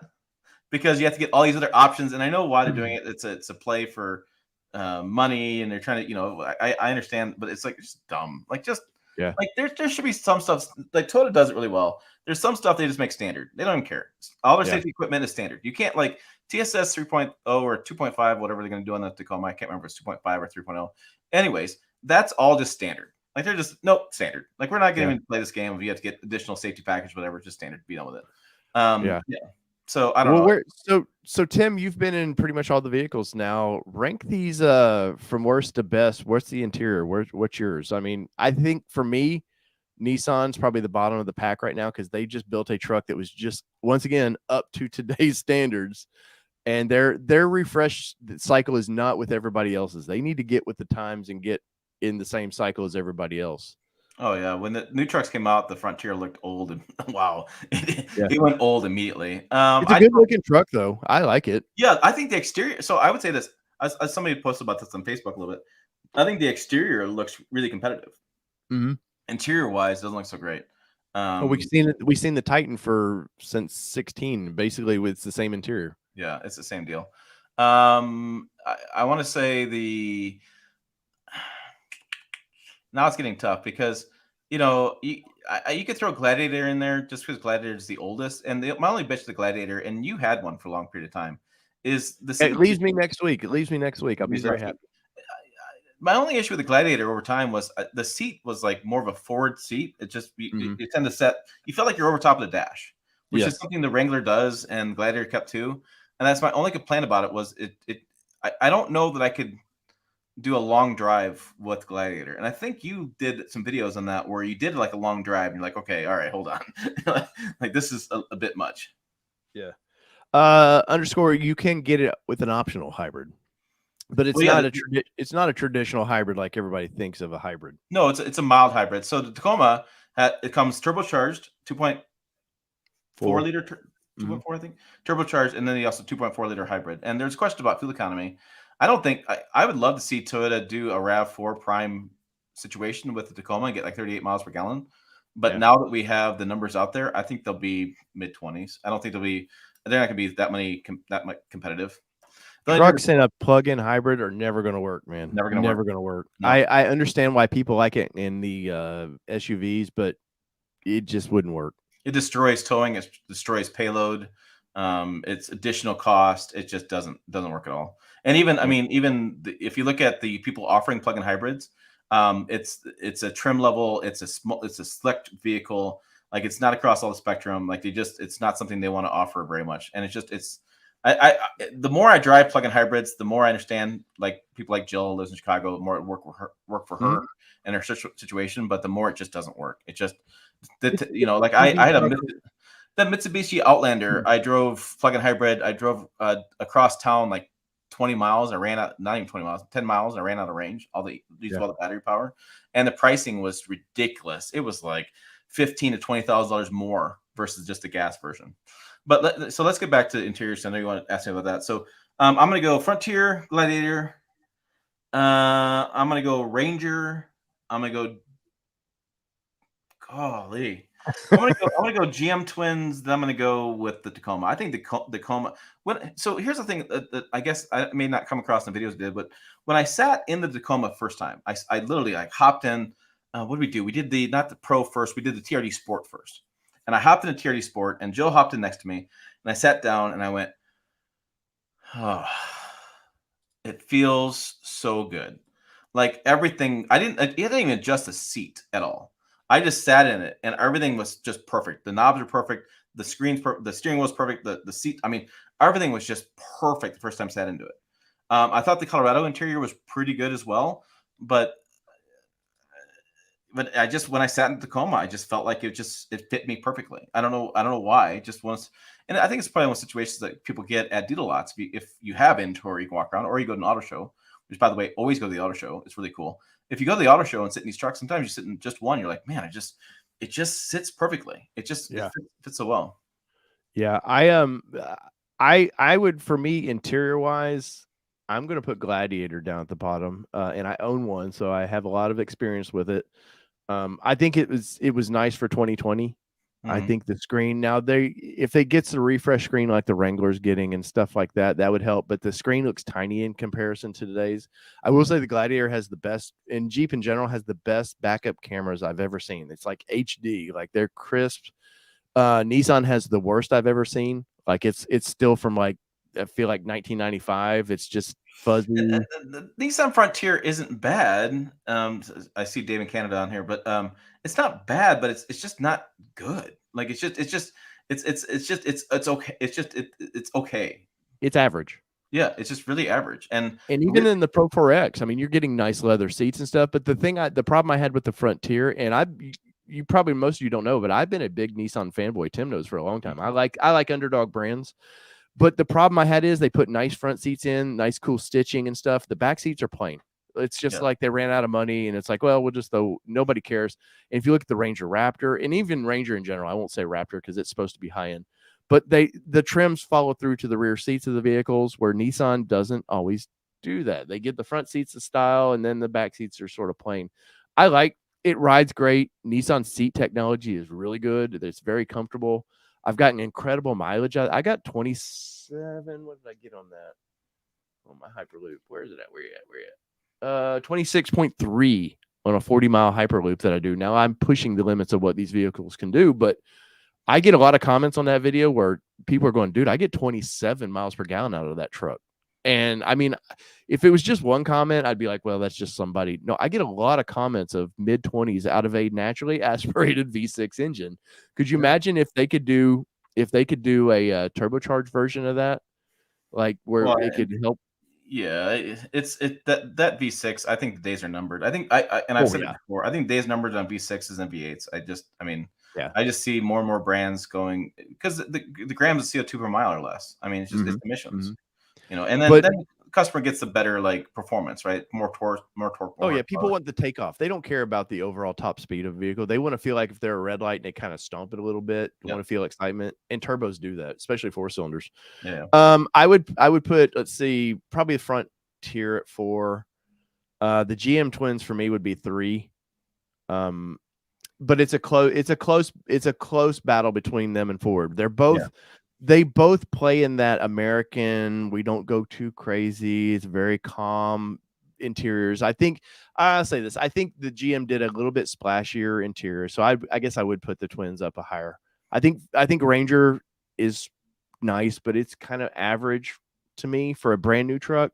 But no, Toyota's number 1 for me right now in the interior. It looks exciting. Even the lower trims look exciting. I like in the Sport, you're getting the painted interior a little bit. It might not be for me, but I like that they're doing that. Yeah, I think they did the most. I mean, and again, we're like picking nits here because if you buy a Colorado, a Ranger, or a Tacoma, I think you'll be happy with the interiors. Like they really have done a great job on that kind of stuff. Yeah, but guy says Tacoma TRD Pro versus Trail Boss versus FX4. I mean, that's not even close because TRD Pro is playing in a different category than Trail Boss. I would say Tacoma off-road. TRD. So like we're going to see a ton this winter. You just wait for it. It's going to be Tacoma TRD Pro versus Chevy Colorado ZR2 versus GMC Can 84X versus Ford Ranger Raptor. I mean, we're going to see the cover in Car and Driver is going to have that on it. The cover of Motor Trend's going to have that on it. Wait, what are those? Right, magazine. Cover of a magazine. I mean, every outlet in the country is going to do that video. I mean, they do that video on We're going to see it all the time. I would say the Tacoma Off-Road versus FX4 versus Colorado in there. I'm gonna bring that back up. Yeah. Trying to think with the other one. Oh, Trail Boss. Yeah, I'd say that's pretty competitive. The thing with the Trail Boss, I love and hate. I love the look of the Trail Boss. I love the wider stance, but the interior for me in that truck is a miss because of all the plastic. But it's just plastic, yeah. However, plastic's also good. People always bitch about plastic, but when you're off-roading multiple days and you tend to have windows down, you tend to get the truck pretty dirty. Plastic's easy to clean. It really is easy to clean. But I like a little more stylish interior, which is what I said. I like the GMC Canyon AT4 over the Trail Boss because the Canyon interior is a little more premium. There's a little more better materials on purpose, and I think GM did a great job of we can say Colorado offers this and Canyon offers this, but really for customers, the spectrum is all of them. They're going to look at all these, and they offer everything. They have a vehicle for everybody. I think they do a great job on that. The off-road, I haven't been able to see one, frankly. Yeah. Toyota has not built one. That's the thing that people don't understand is that the Tacoma TRD Pro we saw in Hawaii wasn't completely done. We couldn't film the back seats. We couldn't film a side panel because the side panel wasn't correct because they're trying to slap on parts to get this thing out there. Toyota has built five Tacomas. That's it. That's all. Everything else you see is computer graphics, because they don't have it. They don't have the parts in. They know what they know it's going to look like. They've been with parts suppliers, but the parts suppliers got to build these parts, and so they don't have that many. The first press drive I'm hearing is going to be like October, November because they haven't started production yet. They don't start production. Toyota. I'd like to be on that press drive. Yeah, right. They don't start production until I think August. This is you can't start. People are like, I'm going to put in I'm going to put an order in. I'm going to buy this one. I'm like, okay. What you're seeing right now is just photos online because they don't exist. Yeah. I will say this: if I had to break down the interiors of all of them, I think GM's the worst where they put their center console. I do not like. I don't like the gloss black. Kelly talked about this in our first review of the Trail Boss, where the shifter is. It's all glossy piano finish. I feel like that's in a truck's going to get scratched up and worn out real quick. I don't like the shifter towards the passenger. Yeah, the shifter's weird. But that's the only thing I really could ding them for their interior. What I don't understand is so my Silverado outside has it's a high country. I don't have gloss black. I have the smaller shifter. I mean, I'm like, you did the layout really well in the Silverado. Why not just copy it in the Colorado? And they didn't. They put this really tall shifter, and it's like it doesn't make any sense. I would say yes. I would pick nits on that. I think Ford's layout. Ford's got the smaller shifter. I think that makes more sense because you don't need honestly. Where are you at? So Ford offers, they have two shifters, which is goofy to me that they have this. We got to have options of shifters. They have what they call their E shifter, which is the low one, like what Raptor gets. And I think Lariat gets it. And then they have the normal shifter in the lower trims. I don't understand why the need for different shifters. They've done that. So the F50, the 21 F50 I bought, the Power Boost, and the XLT came with do I have a column shifter on that? Yeah, I had a column shifter because unless you went with the sport trim, you got the console shifter. Mm-hmm. So, I don't understand it. Like I mean, you look at economics of scale, and I think that's why Ford struggles production wise, and why they struggle sometimes making profit because they offer too many choices. Like just stay with one shifter. Like Ram has done, for better or worse. People love the dial shift, hate the dial shifter. Whatever. I don't like it. But they stayed with it. They use it throughout their lineup. They use it in other vehicles. They've just been consistent with it, which is what bugs me with the Colorado. Why has the Silverado got a better shifter layout than the Colorado has? Yeah.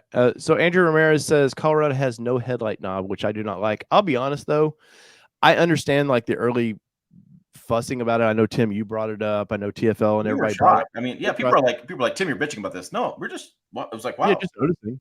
But I will say this: I watched your video on that, and I got thinking about how many times do I actually use that knob.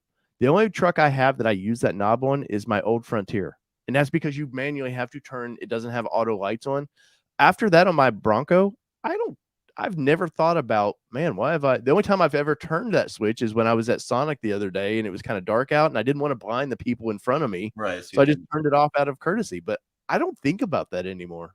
I will tell you, I learned something new, and I was really fortunate to do this. I had a GMC Canyon at night in Asheville, and I just because of my travel plans had an additional night, they gave me a truck, whatever. What I learned was so surprising, and people should really watch that video. You guys watch more of these videos. That's my plug for that. I mean, because I find some really interesting stuff for me. I mean, this is my nerdy truck stuff coming out, but you have to put the truck in accessory mode to turn lights on, okay, for the screen to pop up. So the button on the headlight switch for the screen also controls the bed lamp light. So the dome light that goes from the cabin, the chisel lamp, right? The lights of the bed. So I'm trying to video this truck, and I realized that outside I can't turn on the chisel lamp for the bed. There's no knob or anything. I have to go inside the truck, I have to sit down, have to put my foot on the brake, have to turn it on basically, or start it up, or just press the button in accessory mode. Get the screen to pop up, then I got to go in and press the button for the bed lamp. That was a pain in the butt, and I think that's what's going to. I don't think turning the headlights on or off is going to be that big of a pain in the butt, but I think it's going to be a pain in the butt with fog lamps, turning the fog lamps on, and turning on the bed chisel lamp. Those I think are we're going to see the frustrations of those customers are going to have those problems.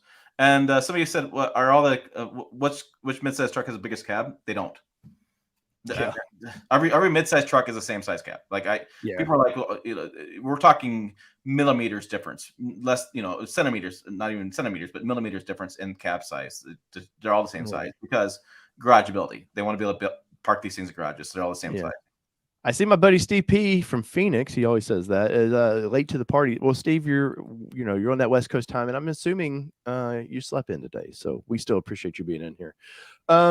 Yeah. So Tim, I think as we wrap this one down, I appreciate you being on here once again.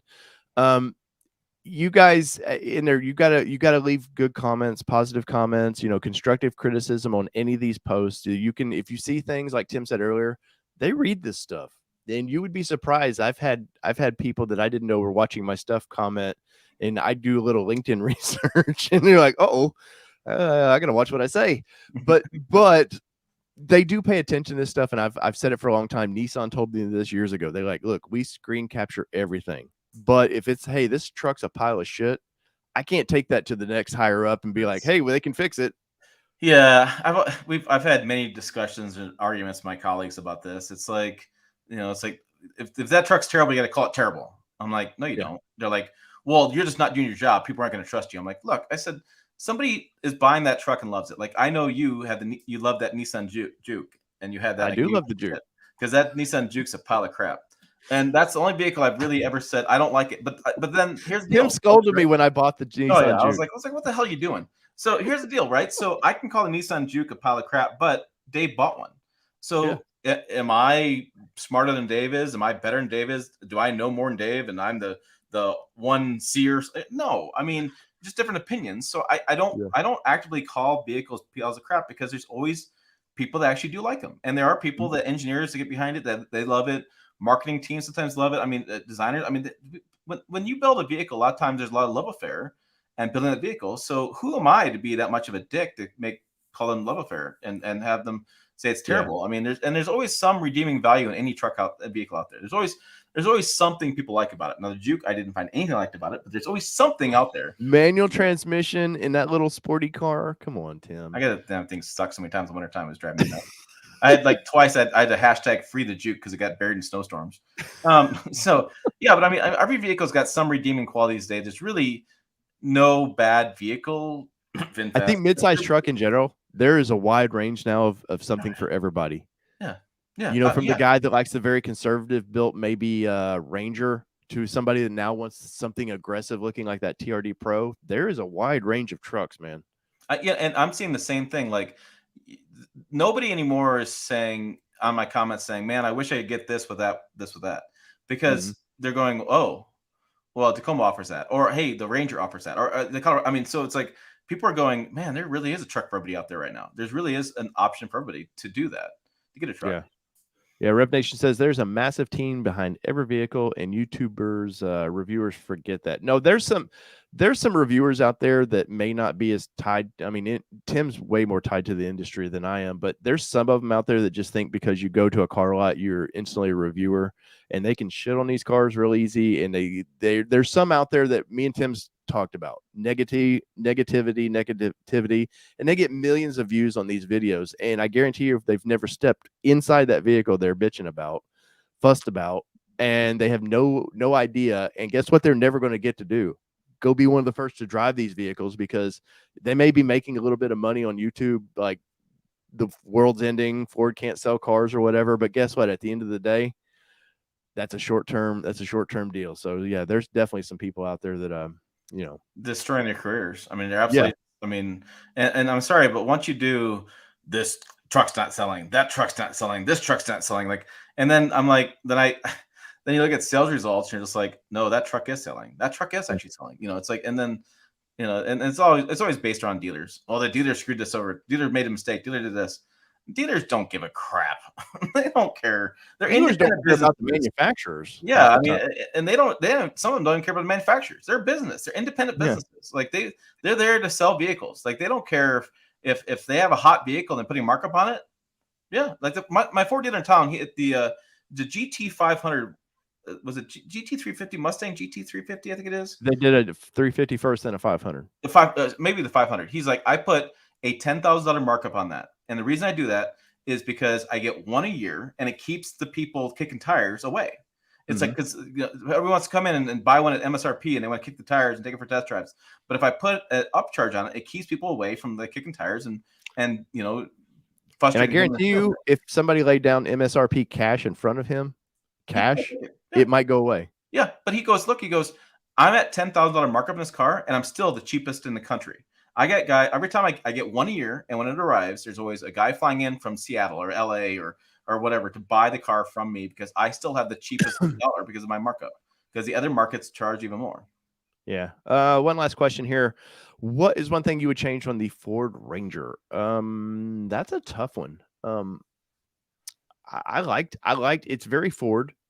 So even the interiors of it is very Ford to me. I actually has a little bit of space underneath the rear seats for storage. I think it could do more, but I think the reason it doesn't have more is because they're planning for a hybrid version of this thing, and I don't know if Tim noticed it, but that's definitely a battery pack area under that seat.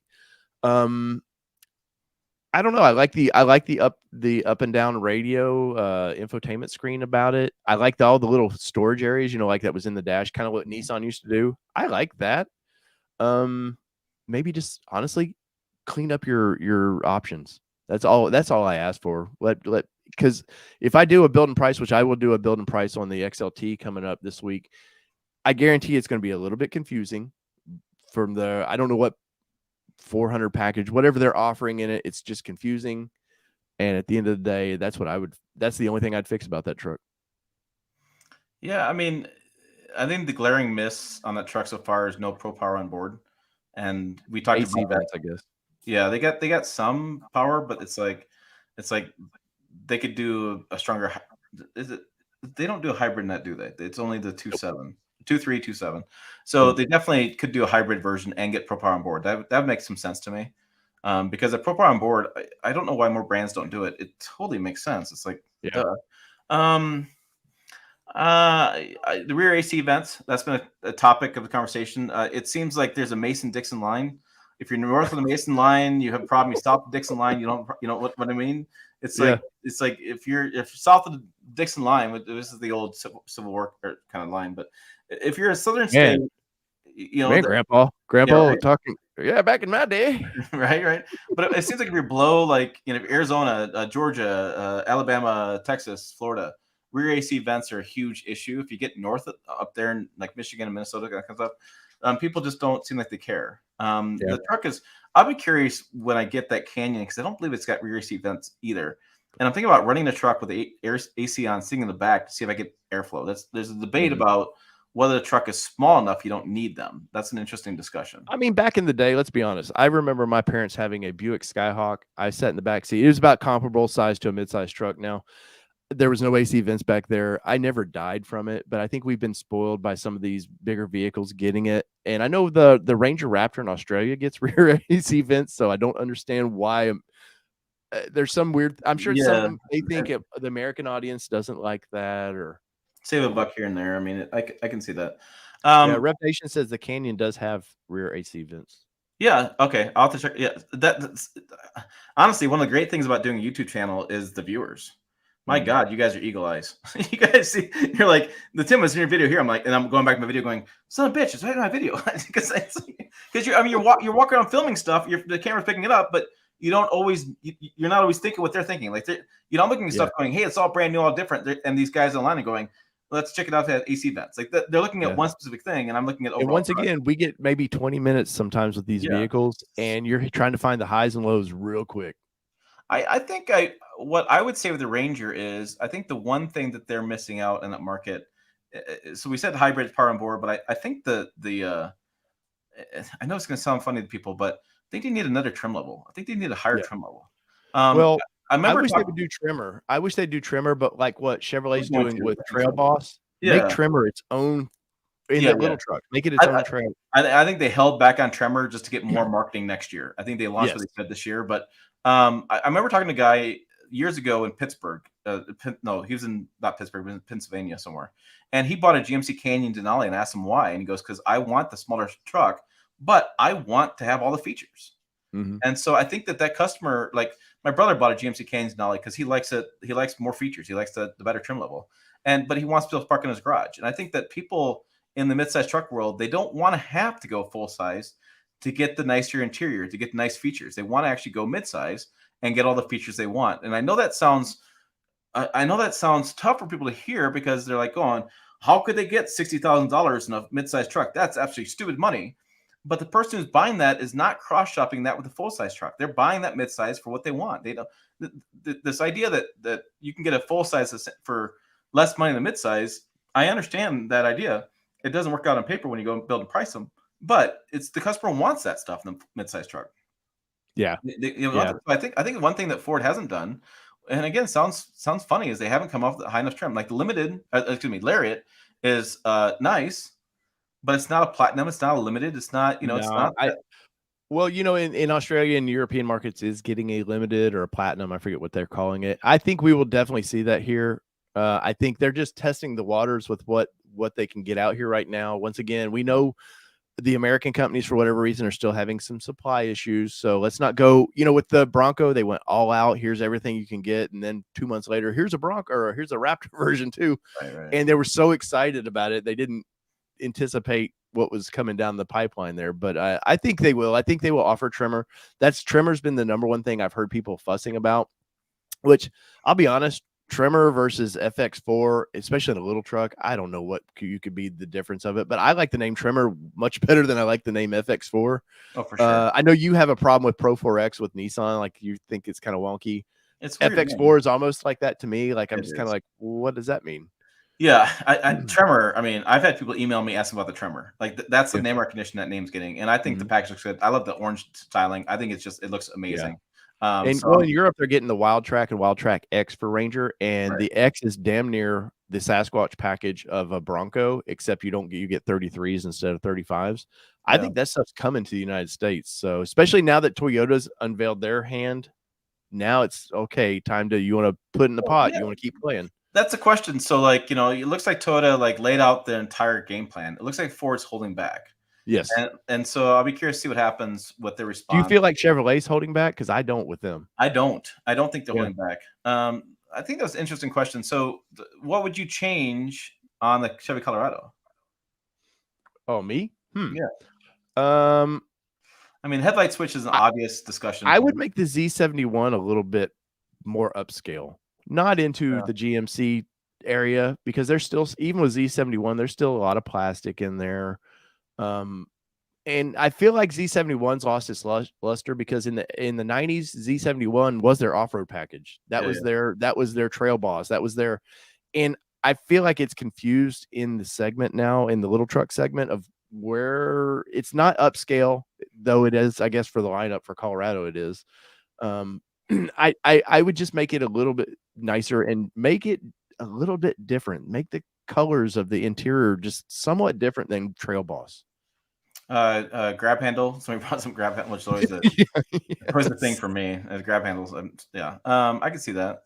Yeah, I headlight switch, grab handle, small details like that, I think would make a difference. I do wonder about the Z71. A lot of people are asking me about putting a lift and tires on the Z71, basically making a Trail Boss Z71 combo, which you can probably do. I don't think there's any real problems with that. But you're basically building a cheaper version of ZR2. So I think what that's telling me is Chevrolet needed something in between the Trail Boss Z71 and the ZR2, because people don't want to go all ZR2 money. They want to go the smaller truck with those options. Yes. And I want to bring this up. This is an old photo that I did a long time ago, so bear with me just a second. Okay. Oh, wrong one. That's Tim. And because that's a great question. I mean, that's a really great question of what would you change about all of these, and if I can find it. So I had to go scour the web here for my own photo because I couldn't find it. I think Nissan better do this. This was a photo that I was given. You can see my old Nissan Nation Productions all over that. But this was a photo I was given. They showed dealers this for Nissan. They need to come out. They need something like the Z is or the GTR is. They need a halo truck. And Nissan needs to come out with this. I was told by somebody within Nissan they wanted to get the truck out, then a year or so later bring something like this out. Um, Tim, what would that do for them if they were to bring? Now, granted, it's going to be a 56, 60, $70,000 truck, but what would that do for that brand? Bring them back from the dead. Yeah. Nissan, I think, can build some really good vehicles. I just think they have a management issue. They have a Yes. lack of leadership at the top. They just don't have much direction. And yeah, they call that the Titan Warrior. Why the hell didn't they build that? Like, Nissan's been on the cusp of having all these vehicles that would have pushed Toyota and Chevy and Ford to come out the Ranger Raptor and the ZR2 a lot sooner. They just haven't pulled the trigger. And Nissan's interesting because reliability wise, they're right there with Toyota. Yes. You know, Yes. so it's basically to me, I've always looked at Nissan as a cheaper version than Tacoma. And yes, but and as far as their trucks, they need to just slightly revamp don't wait like they did 16 years before you do something. They need to do a mid-cycle refresh. So in 2 years, they better have something up ready to go, completely redo the interior. I like the interior, but it's just bland now. I just question, my biggest question with Nissan is I don't know if they have enough talent on their design team and engineering team at the moment. I think they've lost. They rely too much on what's the guy? What's the Hispanic guy that's their head designer? I can't think of his name. Yeah, and they rely way too much on him. He's a sports car guy. Like he's a luxury sports car guy, and I feel like Nissan's lost a lot of talent over the years because of downsizing and that kind of stuff. And I don't know if they have enough talent pool to pull something off like that. Like Chevrolet had the Colorado lost a lot of talent when Hummer closed. They lost a lot of off-road talent, and they have built that up. They have added engineers that off-roading on for fun. They built that back up. Look at Toyota, Sheldon Brown. I mean, he's now chief engineer. He's got the talent to bring this truck out. He studied the marketplace. He did a really good job. And Ford's funny because the Ford M50, they have so many chief engineers. They all just give the title away. They sit around the room like, oh, you're next. Okay, I did the last one. I mean, my God, it's like Ford's like, I always tell people like, why Ford M50 is Ford F Series should say is one of the best selling lineups in the marketplace because their talent bench is like the same equivalent as like the Yankees. Yeah, like they're just loaded. They're loaded with truck guys who breathe truck stuff all the time, and like those guys can build a great looking truck and a great powertrain and everything just by looking at a sheet of paper. They're like, oh, we'll just sketch it out here. We'll go, because they're so in touch with their market. They're so in touch with their market. Yeah. And so, I mean, I think that gets lost sometimes and people are like, why can't Chevy build it like this? Or why can't Toyota build like this or Nissan build like this or Jeep, whatever. Well, it comes down to, do they actually have the people on staff that want to do that stuff? They have the desire, they have the knowledge, they have the energy level. And sometimes they do. And sometimes it's a young engineer coming up that could really take things off. And once he gets promoted at a certain level, they could really take that stuff off. I remember talking to Swears when he did the Tundra. He says the best thing with COVID was we had a lot of young engineers actually piping up and giving their thoughts that they would never say before in a meeting because they're too scared of the old guard. And I think we're going to see that more and more. Rev Nation says Nissan could bring back a Maverick competitor. When I worked for the brand, trust me, and this was 2012. They were trying to do that then. They wanted to bring back the hard body. Yeah. And the underpinning and everything. They just wanted we can keep producing that, but it could not pass any kind of standards. So that's why Nissan hasn't done that. Well, I think that's a shame with Nissan is that Nissan, the Titan was before its time. The Nismo Frontier show was before its time. The hard body could have been before its time, right? They could really have owned a lot more of the truck market segment. They just went through the going years. They went through the issues of having leadership issues. They went through so the hard body, Tim, I bet most people don't realize this. So Toyota right now sells over 200,000 Tacomas a year. In the early 90s, Nissan was selling about 240,000 hard bodies. Yeah. Selling that. I mean, they were over Toyota at the time. They were selling a ton of that, but like Tim just said, when it came time and they brought in the Frontier, it confused. They should have just left it called the hard body. They confused the whole situation. Then there's a battle for leadership. Then Renault takes over. They got their own plans that they want to do. It just screwed the company up, man. It did. We had Nissan hard body at the farm for years, a little manual transmission in it. I mean, it's perfect. You could get 30 miles a gallon in that little truck. Yeah, and you could fix fence so easily because the bed was about that high off the ground. You just reach and grab stuff out of it. I mean, to me, the Maverick was a no-brainer home run. I mean, that was easy, but I was criticizing my colleagues because they're like, "This is the only truck you need." No, No. no, no. It's a purpose-built truck, but yeah, like I said, That's like going to a high-end tuxedo event, and the only pair of shoes you have are these old raggedy tennis shoes. That's yeah, like yeah. like, oh, That's you the only have to shoes have you all. need. Yeah, no. I mean, I can't wait. I can't wait to drive more of these. I'm so excited to get the Canyon next week. I'm more excited so I have the Sierra AT4X outside, which is really cool, Bison edition. But man, I'm telling you what, I can't wait to get in that Canyon. I just want to get in it every day. I want to drive around it every day. I want to sit. Yeah. I want to hit my head. I want not want to hit my head. I want to sit in the back rear AC vents. I want to see what's going on because I think the midsize truck market, like I said, it's just like a powder keg ready to explode. And I think if the midsize truck market explodes and we see more people buying the smaller trucks, I think we'll see more manufacturers offering Maverick competitors. Oh yeah.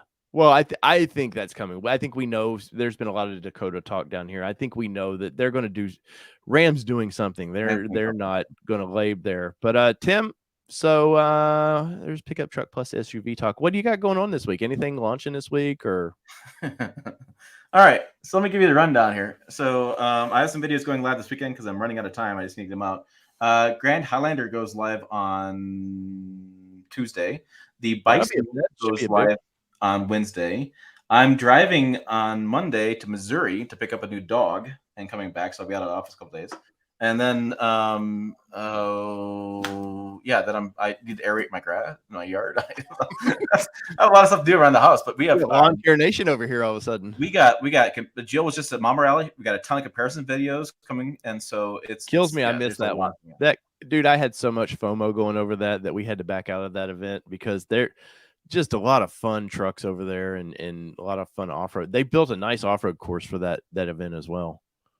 Yeah, it's really good, and so there's so much energy coming out. Do your video yard aerating. I honestly, I was gone for 7 days, came back, and all of a sudden spring hit Nebraska.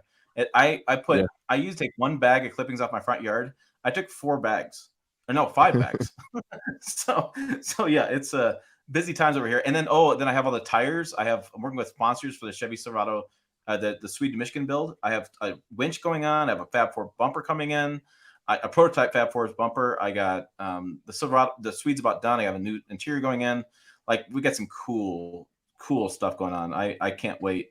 I'm so excited right now. There's so much energy behind the channel. I mean, there's so much people asking me questions. Sponsors are lining up. I mean, it's just a lot of cool stuff happening.